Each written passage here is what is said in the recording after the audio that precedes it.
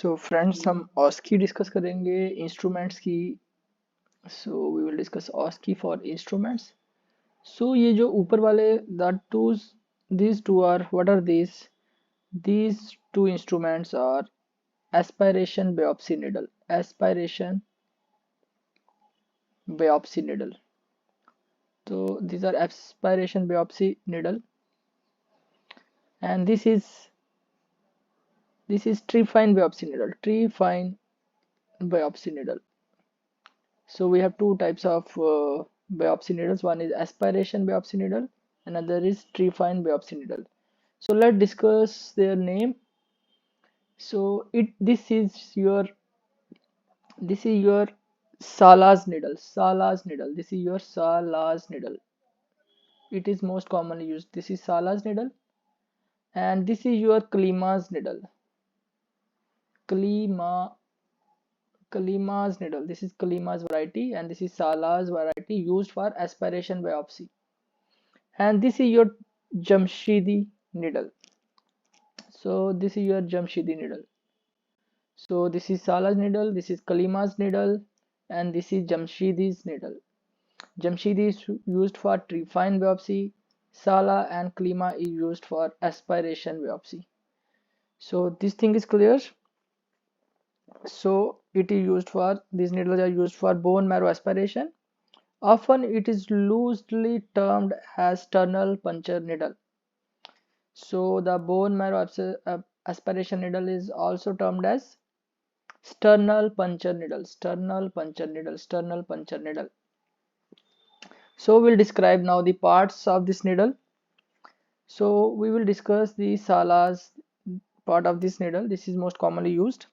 So it has the needle proper. It has the needle proper. This is the needle proper. It has the needle proper. We'll discuss this needle proper.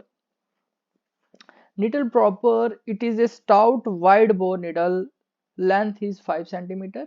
It is stout and wide bore needle having length of 5 centimeter. It is stout. It is stout wide bore needle having length of 5 centimeter. The needle is shortly beveled at one end. It is beveled at one end. It is beveled at one end. It is beveled at one end, and the base of the stylet or the nozzle of the syringe, the base of the stylet or the nozzle of the syringe fits into the other broad end. So this is the other broad end where the base of the stylet or the syringe, here the base of the stylet, this is stylet. So the the base of the stylet fits into the broad end of the needle proper. So what is needle proper? Needle proper is a stout, it is stout wide bore needle, stout wide bore needle of 5 centimeter length. The needle is shortly beveled at one end, and the base of the stylet or the nozzle of the syringe fits into the other broad end. So this was your needle proper. Then we'll discuss now the stylet part. This is the stylet. The stylet, it keeps the needle patent. It keeps the needle patent during introduction. It keeps the needle patent during introduction. So it maintains the patency. Stylet maintains the patency of the needle proper when we are introducing. When kept inside the needle proper, it helps to know whether the tip of the needle has entered into the marrow cavity or not. So stylet also help us to know whether the tip of the needle has entered the marrow cavity or not. So it helps to tell whether the needle is in the marrow cavity or not. The base of the stylet contains a small projection for better fixation with the needle proper. The base of the stylet contains a small projection for better fixation with the needle proper. So this was the needle proper, and this is the stylet.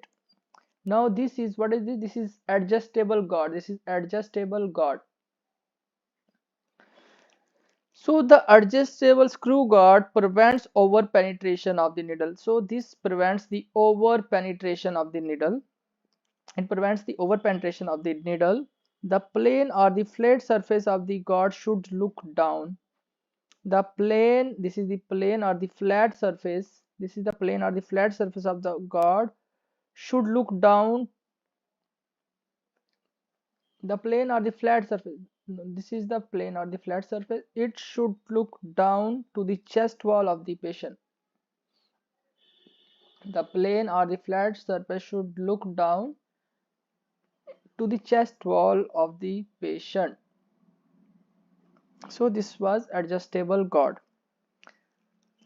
Then sternal puncture needle. This needle is made up of steel. There are of two types, as already discussed. There are Sala, which is commonly used, and we have the Kalima.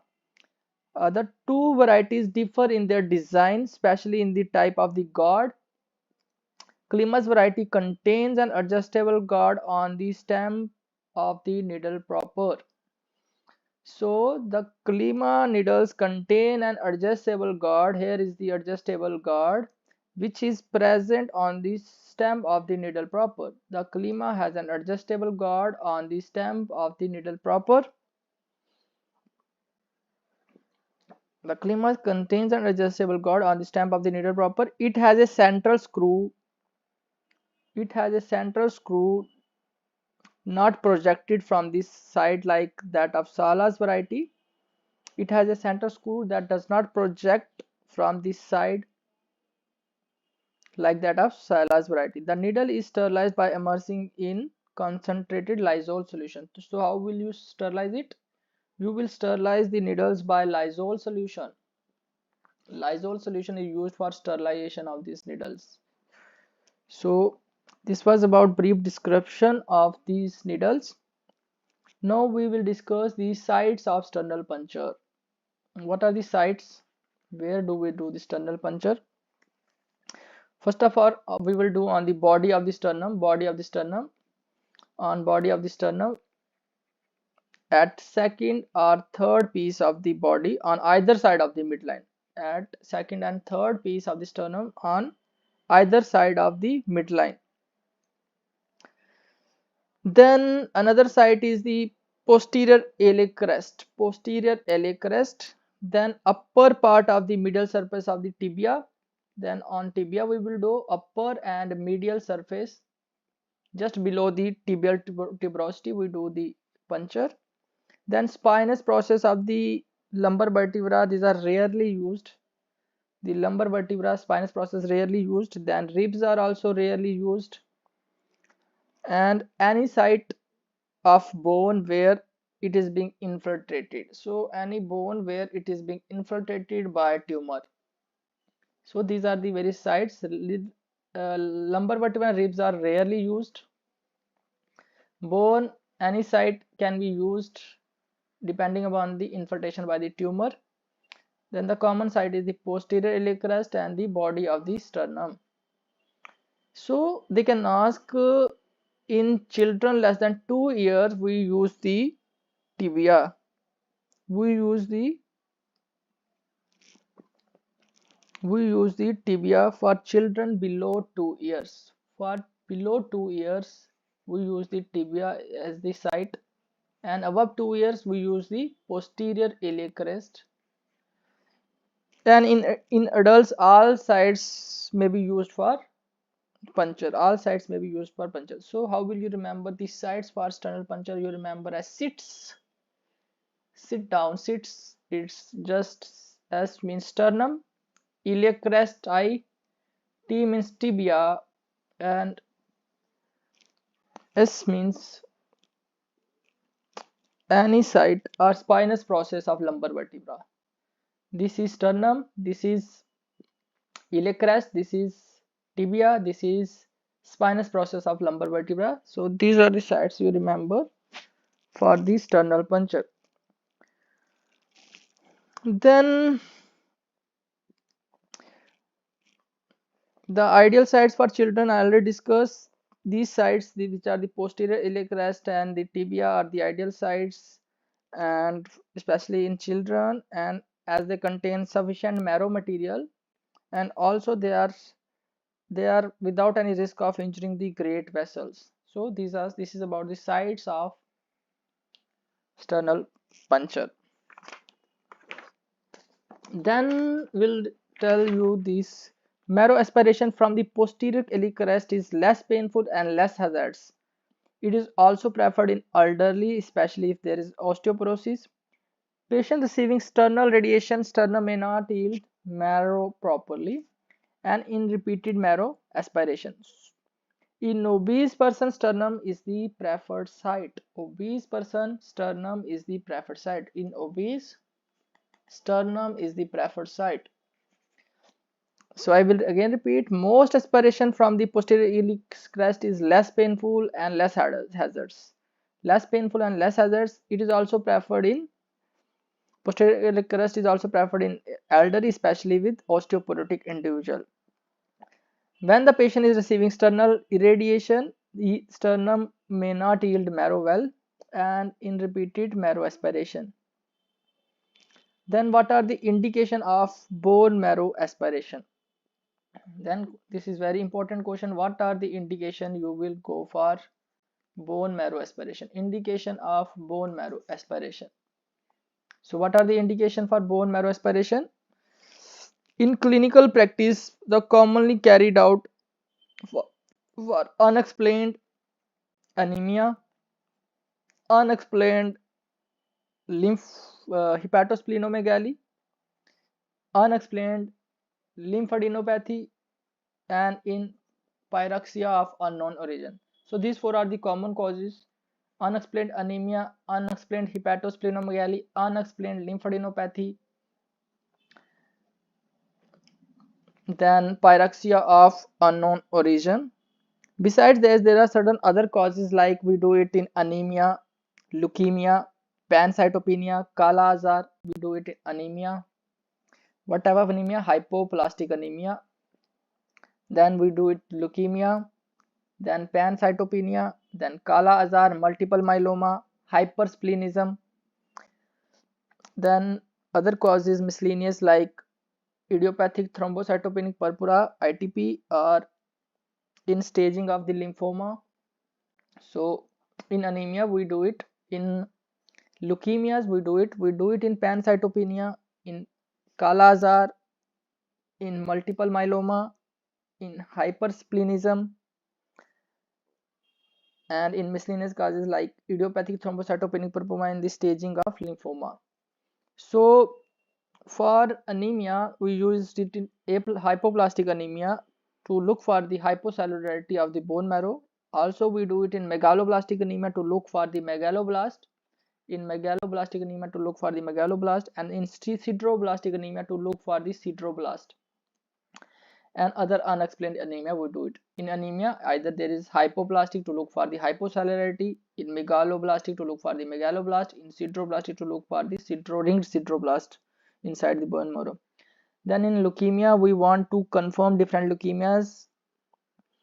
Then in pancytopenia, we do it to look for the abnormal cell morphology, and any hemoparasite to look for the abnormal cell morphology. Then in kala azar for demonstration of Donan bodies, Levin Donan bodies, that is we do it in kala azar. Then in multiple myeloma, we see the plasma cells in multiple myeloma. Then in hypersplenism we do, and then in miscellaneous causes like in idiopathic thrombocytopenic purpura, in lymphomas, and sometimes we also do it in secondary carcinomas for secondary metastasis to the bone. So these are the indications of doing the bone marrow aspiration. Then what are the contraindication of bone marrow aspiration where you will not do the bone marrow aspiration? So there, if there is local sepsis or infection, you will not do the bone marrow aspiration. If there is local sepsis or infection, you won't do. Then if there is a coagulation disorders like you are having hemophilia, you are having severe thrombocytopenia, or you are having hepatic disorders, liver disorders, these are the relative contraindication. So you won't do if there is local sepsis or infection. You won't do in coagulation disorders like you are having hemophilia, you are having severe thrombocytopenia, or you are having hepatic disorders. Then You won't do it in very poor general condition, very poor general condition of the patient, or if the patient is restless. So you won't do it in poor general condition or if the patient is restless. Always measure before doing the bone marrow aspiration. You should measure the platelet count, clotting time, bleeding time of the patient, and also the prothrombin time. So platelet count, clotting time, bleeding time, prothrombin time, these you should measure before doing the aspiration. Platelet count less than 10,000 is not a contraindication for bone marrow aspiration. If count less than 10,000 for platelet count, it is not a contraindication for doing the bone marrow aspiration. Then how the sternal puncture tray is prepared. So what are the things that you require in sternal puncture tray? So you will require the separate iodine, sterile gown. You require the gloves, mask, sterile gown, gloves, mask, spirit iodine. Then 2% lignocaine for local anesthesia, 2% lignocaine as local anesthetic. Then you require 2 ml syringe for giving the local anesthetic, 2 ml syringe for local giving the local anesthesia. Then you require the bone marrow aspiration needle or the sternal puncture needle or the bone marrow aspiration needle with stylet you required. Then you require the 2 ml metal syringe. The pistol and the nozzle are made up of metal for aspiration of the marrow material. 2 ml metal syringe you require for aspirating the 2 ml metal syringe is required for aspirating the marrow material. Then you also require the cotton, sterile gauze holding forceps. Cotton you require, sterile gauze you require, gauze holding forceps you require. Then 6 pairs of glass slide. So this is important, write it down. 6 pair of glass slide you require, 6 pair of glass slide. Then you require the blotting paper or pipette and the benzoin solution. Blotting paper or the pipette and the benzoin solution. Benzoin solution you required. Then the procedure, we will now discuss how we will going to do the bone marrow aspiration. The procedure we will discuss now. First is the sternal puncture. We'll discuss sternal puncture. Local antiseptics you will apply. Aseptic preparations are taken. Spirit, you first apply spirit, then iodine, then again spirit. Local antiseptic and aseptic precautions are taken. Skin is shaved over the sternum in hairy chest. The physician should wash his hands and wear sterile mask, gown, and gloves and should stand on the right side of the patient. So the physician should wash his hands and wears the mask, gown, and gloves. The patient is sedated by diazepam. You can give diazepam for sedation, 10 mg, or sometimes you can give injection pentazocine 30 mg. Pentazocine 30 mg IM given 30 minutes. You can give 30 minutes prior the procedure. You can give either diazepam or pentazocine 30 mg prior to the procedure given IM. The patient should lie supine. The patient should lie supine. This is the position while doing the bone marrow. The patient should lie supine. Reassure the patient and explain him what you are going to do. We have to reassure and explain the procedure. Reassure and explain the procedure. Keep the tray prepared by the side of the patient. Then the skin and the subcutaneous tissue down to the periosteum. Periosteum is very sensitive to pain, are anesthetized by 2% lignocaine injection. So you have to anesthetize the periosteum with 2% lignocaine. You have to go through skin, subcutaneous tissue down to the periosteum where you will infiltrate the 2% lignocaine. Then the guard is adjusted. Then you will adjust the guard. The guard is adjusted. The guard is adjusted. Then you will adjust the guard.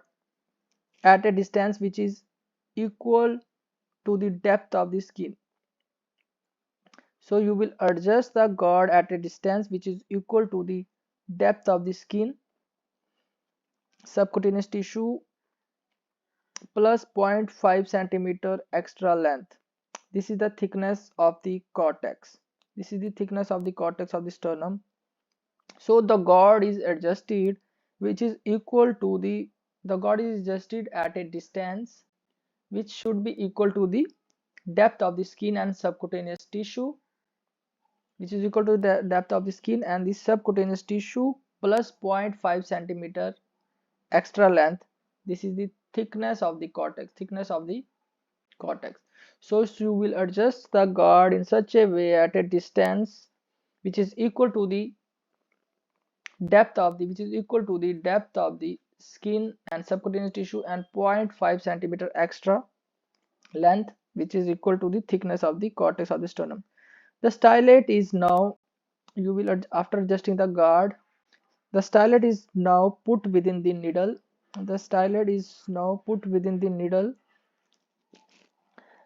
And by boring and drilling movements,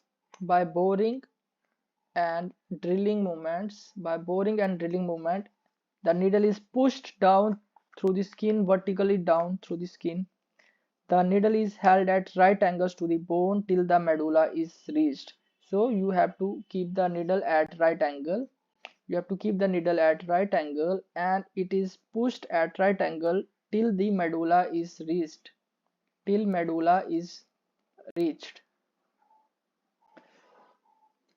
Then as soon as the bone marrow is reached, the stylet is removed and a metal syringe is attached to the needle. Now the marrow is aspirated. The patient complains of excruciating suction pain. 0.2 ml of the bone marrow is sucked out gently. The needle with the metal syringe is then removed as a whole. The aspirated marrow is dropped immediately over the properly cleaned slides to prepare the films. So after you have reached the medulla, what you will do? As soon as the marrow is reached, what you will do? You will remove the stylet. And you will attach the metal syringe. And you will aspirate the marrow, and as you will aspirate, there will be suctioning pain. There will be excruciating suction pain, and you will get about 0.2 ml of the marrow is sucked out gently. The needle with the marrow is then removed as a whole. The needle with the metal syringe is removed as a whole. The aspirated marrow is immediately dropped on the slides. Then after you have removed the marrow, you will drop them on slides. So you prepare 6 slides, you will drop them on slides. Then the puncture site is sealed with tincture benzoin and the patient is advised to take rest for at least 30 minutes. BP and pulse should be monitored half hourly for 4 hours and analgesics may be given to relieve the pain.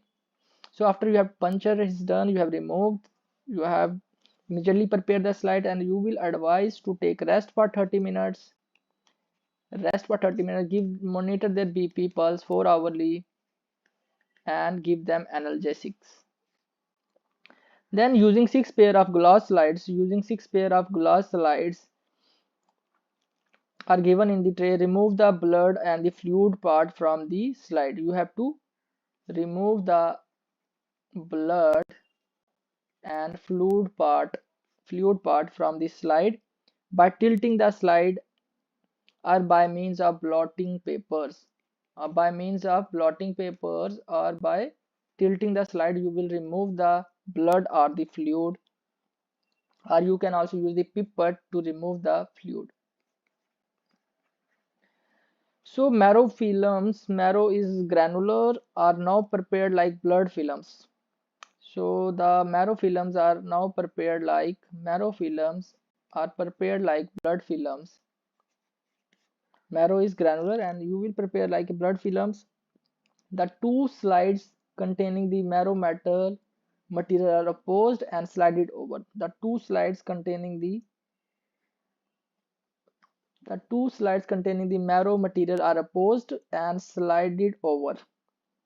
After drying, the slides are stained using the Leishman stain. Then you will dry them. After drying, you will stain them with Leishman stain. So you have dried and then you will stain them with Leishman stain.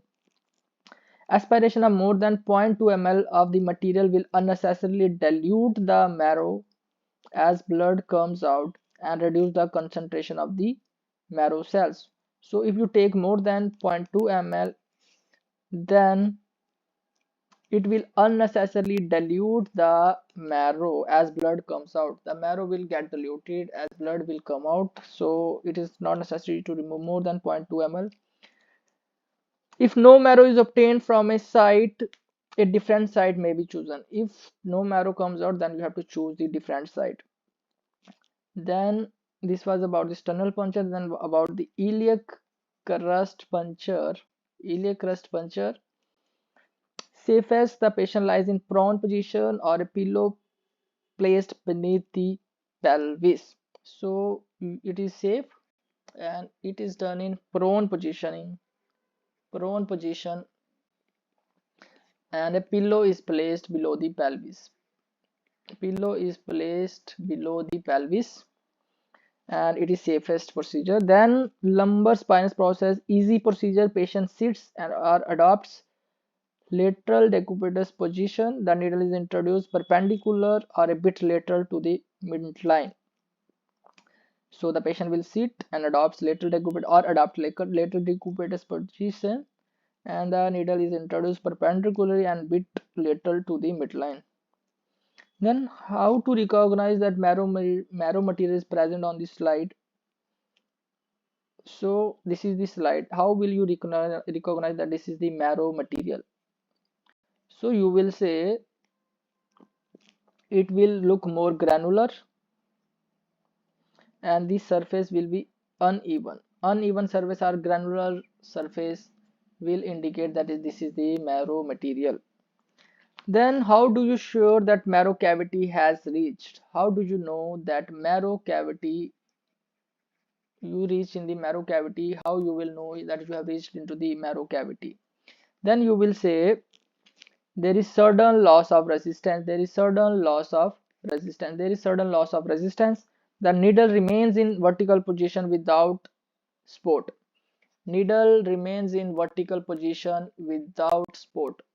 This is another way you have reached the cavity. First, there is sudden loss of resistance, that needle remain in the vertical position without spot. Then the tip of the stylet is smeared with red granular material when removed from the needle. So the stylet will be smeared with the granular material. The tip of the stylet will be having the granular material. That again confirms you have the marrow cavity is reached. Then if you reintroduce the stylet, patient will have pain. Or when you do the suctioning of the syringe, it produces severe and intense pain. Most reliable proof. This is the most reliable proof. So most important, you have to remember out of these that there will be suction pain. While you suck, there will be pain. This is the most reliable proof, and is due to the infiltration of the pain carrying nerve fibers surrounding the marrow cells. And this pain occurs because of the infiltration of the pain carrying fibers surrounding the marrow cells. So this is the way. How do you confirm that you have reached the marrow cavity? There is loss of resistance, needle remain in vertical position without spot, stylet will be having granular, smeared with granular material. Then reintroducing the stylet will produce pain, and most reliably suction pain will be there. As you remove the you will suck with this syringe, it will produce severe and intense pain. Then what are the complications of the bone marrow aspiration? So we'll discuss the complication now. So the complications of the bone marrow either you will do over penetration, and if the over penetration is done, then if the sternum is over penetrated, then you might injure the aorta or its branches, and other vital mediastinal structure may be damaged. So the first complication is over penetration. Over penetration, and if sternum is over penetrated, you can cause cardiac tamponade or pneumothorax. You can cause cardiac tamponade or pneumothorax. Overpenetration is the complication. Then hemorrhage or hematoma formation. Hemorrhage, hematoma, pain can occur. This is the complication. The another complication is patient can go into shock. Then infections like osteomyelitis can occur. Then sudden death due to injury to the vital organs. Sudden death due to injury to the vital organs. So what are the complications? There will be complication like overpenetration, hemorrhage, hematoma, pain, shock, infections like osteomyelitis, sudden death. So I will again read what are the complications: overpenetration, hemorrhage, hematoma, pain, shock, infections like osteomyelitis, sudden death. These are the complications of bone marrow aspiration. Then what are the causes of dry tap? You are tapping the bone marrow and you are getting nothing. What are the causes of dry tap?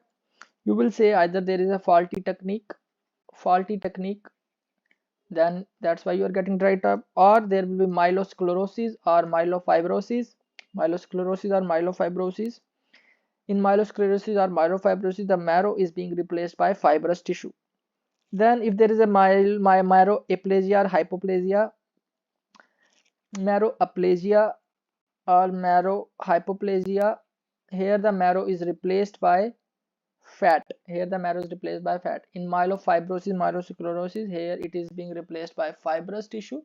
Here in myeloaplasia, myelohypoplasia, the marrow is replaced by fat. Then in gross marrow hyperplasia may be seen in leukemia. You can have dry tap. Gross marrow hyperplasia, you may get dry tap. Then other causes of dry tap is the gross infiltration of the bone marrow, tightly packed with infiltration, or their carcinomatous infiltration can also give rise to the dry tap. Then in marble bone disease, especially osteopetrosis, you can get dry tap. Here the bone marrow may not be penetrated. So what are the causes of dry tap? Either faulty technique, either multiple myelosclerosis, myelofibrosis, then marrow-aplasia, marrow-hypoplasia, then carcinomatous infiltration of the marrow, carcinomatous infiltration of the bone marrow. Then in marble bone disease, that is the osteopetrosis can give rise to the dry tap. So we'll repeat again. The dry tap could be due to the myelosclerosis, myelofibrosis, marrow-aplasia, marrow-hypoplasia, carcinomatous infiltration of the bone marrow, then marble bone disease, that is the osteopetrosis. These cases of dry tap demands the trephine biopsy. These may require the trephine biopsy. These cases require trephine biopsy. Bloody tap in the bone marrow, which is greatly, what is bloody tap? Bloody tap is the bone marrow which is greatly diluted with blood, which is having more blood, that is your bloody tap. What is bloody tap? Bloody tap and the bone marrow which is greatly loaded with blood, which is greatly diluted with blood, that is your bloody tap bone marrow. Then comes to the examination of the bone marrow film. What you will see, examination part, you will look for the cellularity, and you will look for the type and activity of erythropoiesis. You will look for the erythropoiesis, you will look for the cellularity. Then you will see the number and the type of WBCs. You will see the WBC, you will see the megakaryocyte, you will see the plasma cells, then you will calculate the myeloid erythroid ratio. Normal myeloid erythroid ratio is 3:1 or 4:1. This is the normal myeloid erythroid ratio. Then you will see, look for the any parasite, any foreign body, any tumor cell, any abnormal cell, any fat or fibrous tissue, any iron content. So these things you will look after you have prepared the slide. You will look for the cellularity, type and activity of the erythropoiesis, the type of the WBCs, number of the WBCs, megakaryocytes, plasma cells, myeloid erythroid ratio, presence of any hemoparasite, foreign body, tumor cells, fatty and fibrous tissue, then any iron content. All these things you will look for examination the while you examine the bone marrow. Then comes the what is the composition of the normal bone marrow. Normal bone marrow composition. You will say the normal bone marrow is composed of hematopoietic cells. It composed of hematopoietic cells about 20,000 to 1 lakh nucleated cells will be there per millimeter cube. About 20,000 to 1 lakh nucleated cells per millimeter of cube, the hematopoietic cells. Then you can find out the blood vessels, then reticulum, then fatty tissues, and nerves. The normal composition of the bone marrow is hematopoietic cells, blood vessels, reticulum, fatty tissue and nerves. So this is the normal composition of the bone marrow. Then what is the criteria for the ideal site? What is the criteria for ideal site? What should be the ideal site for getting the bone marrow? So you will say it should be, the bone should be superficial, easy accessibility should be there. So superficial, it should be superficial. Then another thing, it is not close to the vital structure, so that becomes the ideal site, not close to the vital structure. It should be superficial, not close to the vital structure. And there should be thin cortex, thin cortex with more cancellous tissue.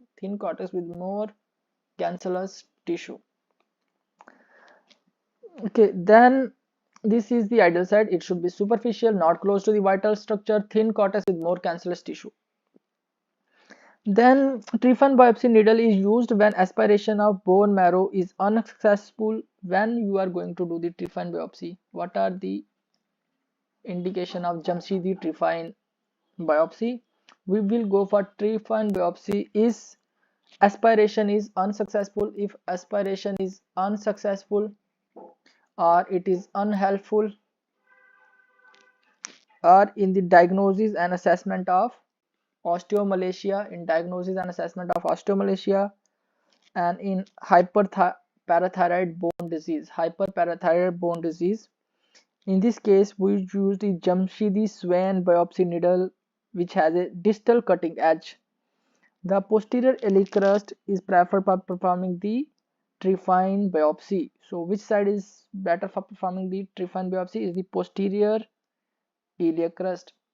So when you are going to the trephine biopsy, if the aspiration is unsuccessful, if the aspiration is unhelpful, or if there is we are going for diagnosis and assessment of osteomalacia and in hyperparathyroid bone disease. So if the aspiration is unsuccessful, you will go for the trephine biopsy, or if it is unhelpful, you will go for the trephine biopsy, or in the diagnosis and assessment of osteomalacia in hyperparathyroid bone disease, you are going for trephine biopsy. So what are the things that makes the aspiration unsuccessful? If there is a myelofibrosis or myelosclerosis, all we discussed that tri-tap causes all those become unsuccessful. Unhelpful, if there is malignant infiltration, then aspiration will be unhelpful if there is a malignant infiltration. And in the diagnosis and assessment of osteomalacia, hyperparathyroid bone disease, we go for trephine biopsy. So this was about bone marrow aspiration. Thank you.